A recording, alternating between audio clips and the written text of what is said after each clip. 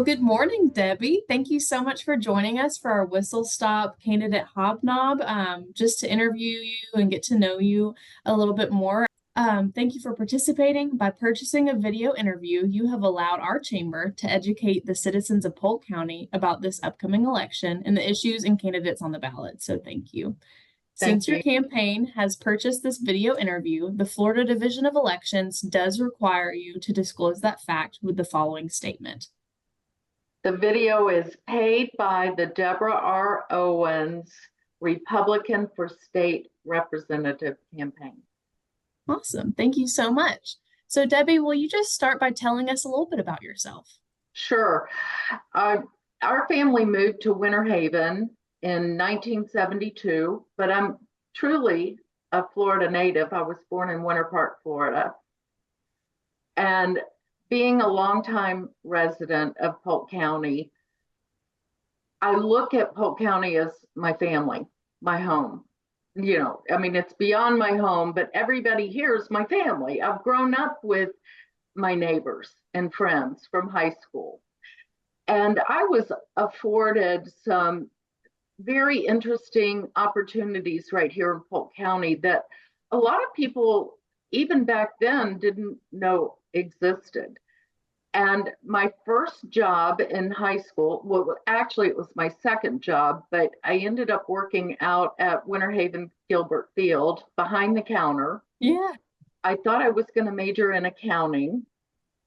However, the flight instructor out there thought I should know a little bit about the small airplanes. That sparked an interest that blew people away in 1978 for women, okay? I ended up spending 10 years not in aviation, but with that passion, that desire, that gut. This is what I want to do.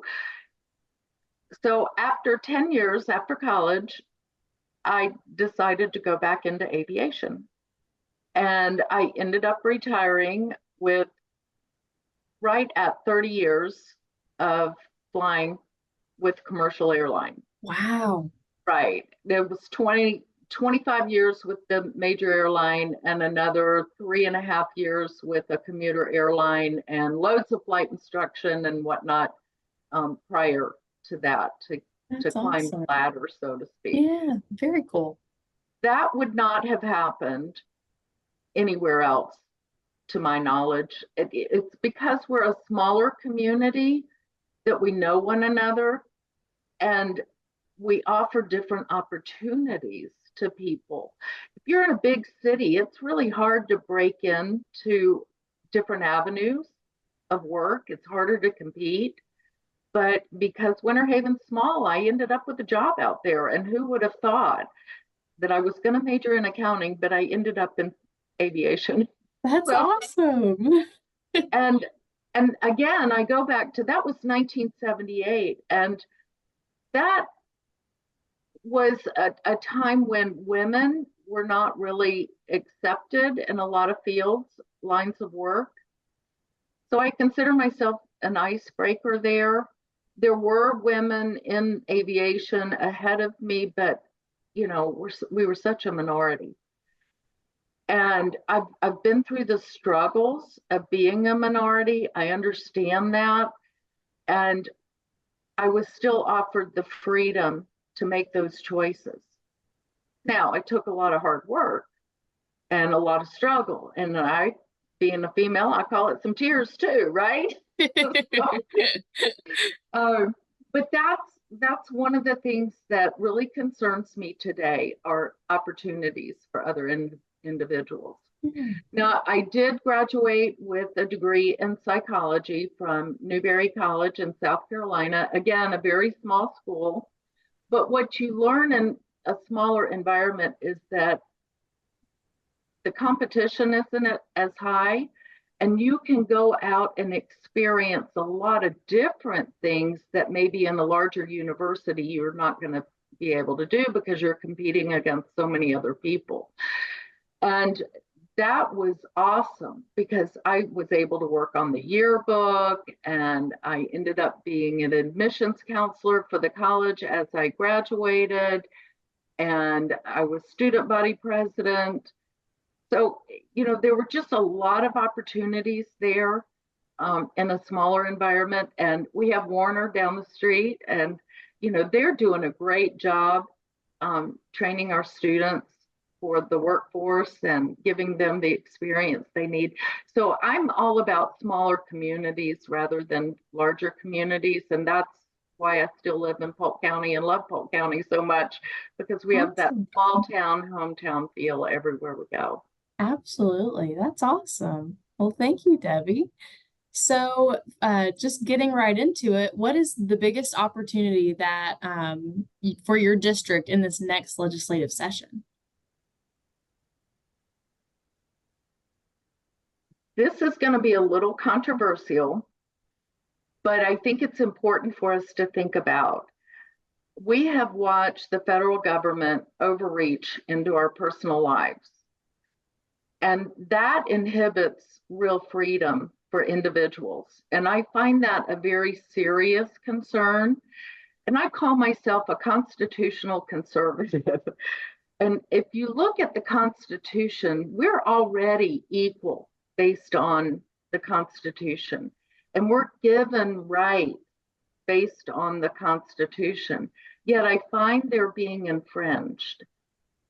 We can go back to the COVID mandates. And I had a lot of issue with some of the mandates. I understand safety protocols. I understand that some people want this and other people want that. But I think when you start mandating to individuals how they have to handle their health care or how they have to handle their business, that we're treading on infringement of basic rights. And I think we need to be very careful in that direction. So my goal as a state representative would be to increase individual and state rights in order to protect those rights of individuals. And I understand liability issues. I really do. They do come into play. But there are times when my mother was in an assisted living facility and I didn't get to see her for weeks on end. That is, it was just heartbreaking. It really hurt. And there were aspects there that people weren't thinking about. For example, everybody has to wear a mask. Well, your elderly folk are already working under lower oxygen levels, and now you're putting a mask on their face and they're not being washed appropriately or replaced appropriately, and they're breathing germs, and that's just not real healthy in my opinion. And I think that we need to be careful there and give consideration to broader repercussions of what we're doing. It was frustrating. We lived through it, we managed, but I think that next time around that perhaps we should say something to the effect of we highly recommend or we recommend, and then we leave people the option of deciding whether or not they want to do business here or not do business here. We had small businesses that were shut down, and I think they're still facing some of the repercussions of those shutdowns, and that hurts small business. At the same time, Walmart's wide open, and it just seemed a little unfair. Restaurants, you go in, you have to wear the mask inside, but the minute you sit down at the table and you have to eat, you take the mask off. So some of these decisions I thought were not quite as logical as I'd like to see. Again, nobody wants anybody harmed, but I think personal responsibility falls on the individual. I think we have a community that doesn't want to harm anyone, and that we can leave these things up to the individual to make these decisions and choices.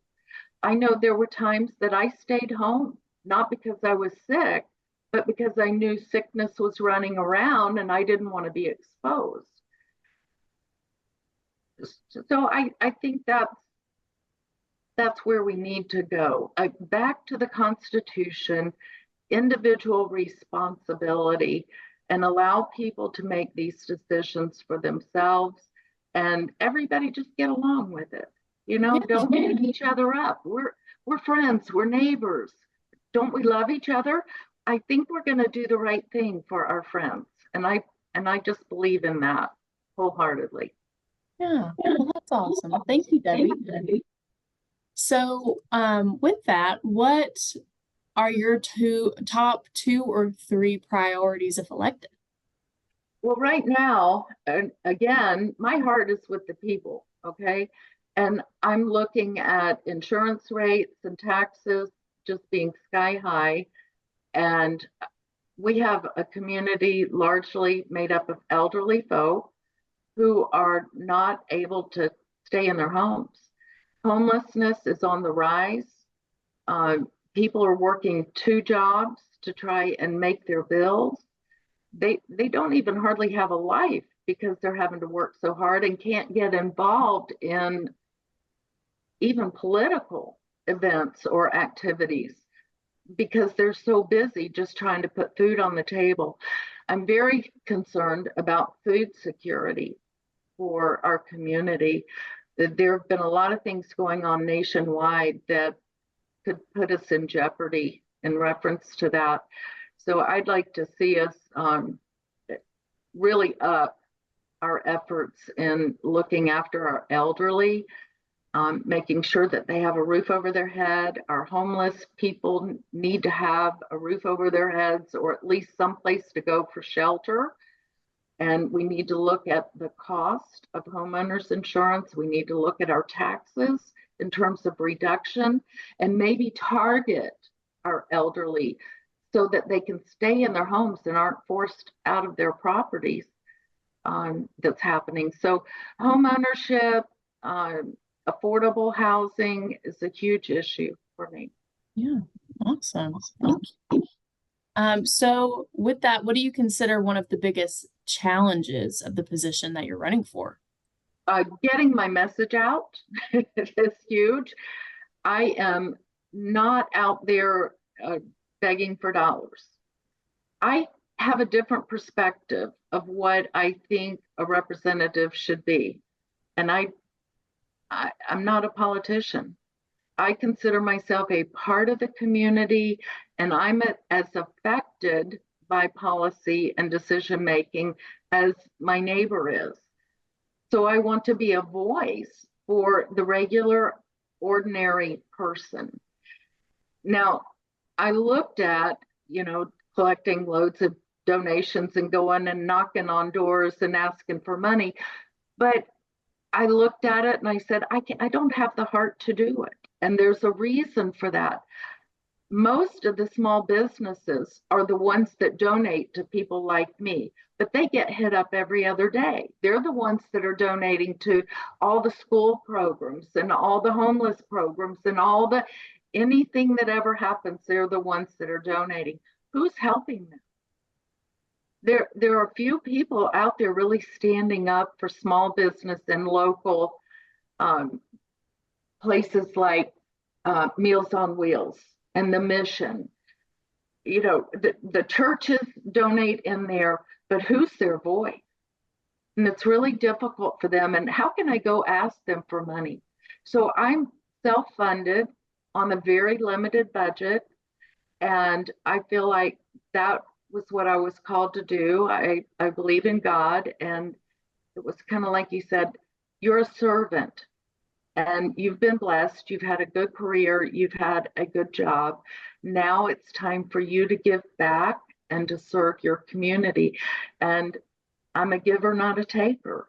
So it kind of goes hand in hand. But it's hard on my limited budget to compete against thousands and thousands or $100,000 in getting the message out. So I truly, truly appreciate the chamber for doing this, because it is a very affordable way of getting that message out. You guys are awesome. Thank you. Thank you. It's important to us to be able to share with our community. That way they have the opportunity to be educated and meet the candidates and really make an informed decision when it comes to voting based off of what they hear, you know. Yeah. So thank you so much for that. Well, last but not least, why should voters choose you over the other candidates?